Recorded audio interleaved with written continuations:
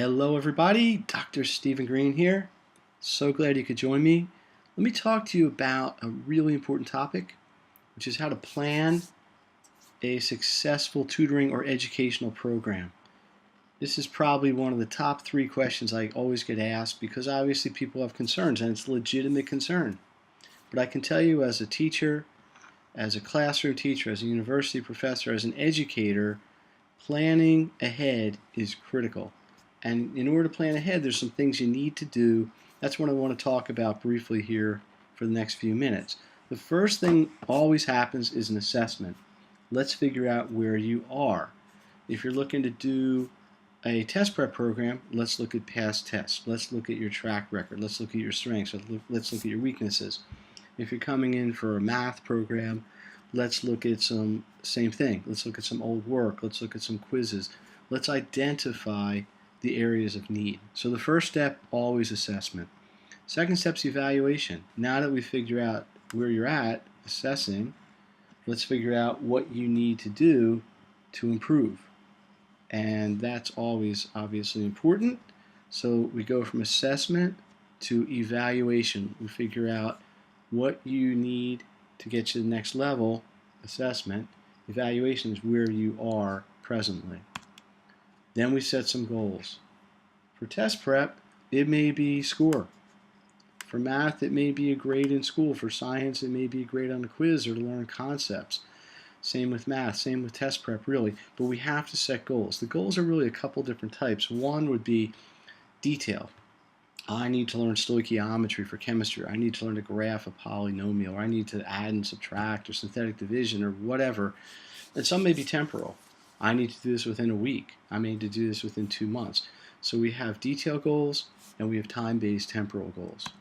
From there we plan a program, create a syllabus and a curriculum that would work to meet your goals based on your needs, etc. So program planning is typically a function of what you need to accomplish based on your goals and given the amount of time we have to accomplish it. Then we go to work. We develop the curriculum. This is an extension of the program planning. The curriculum is used to do the work, just like it would in any other classroom or educational setting, and then we put it into place. Most of the time, whether it's online or whether it's face-to-face, people meet once or twice a week for an hour at a time, and we just go to work. We address the issues, we tackle them head-on, and we get results. Finally, we schedule, we execute. Obviously, a plan is only going to work if it goes into action. As I said before, most people meet an hour at a time, once or twice, sometimes more a week, but the idea is that we need to plan ahead. So if we meet on a Monday and we're going to meet again the following Monday, there's going to be work that you need to do in between. Yes, call it homework, call it whatever, that's what it is. But the key is to take action, plan the work the plan, and go from there.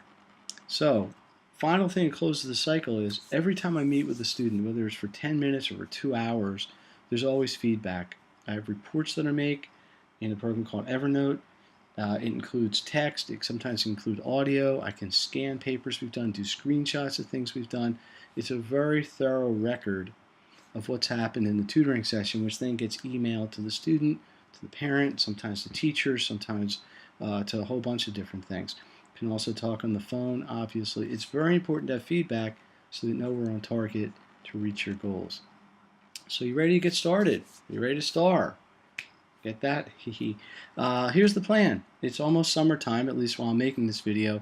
Summer's a great time to do educational things. Typically there's less interference with other things going on. I've got some really good specials in terms of packages that I'm putting together. So I'd encourage me to contact me and let's talk about what your goals are, but more important, let's evaluate.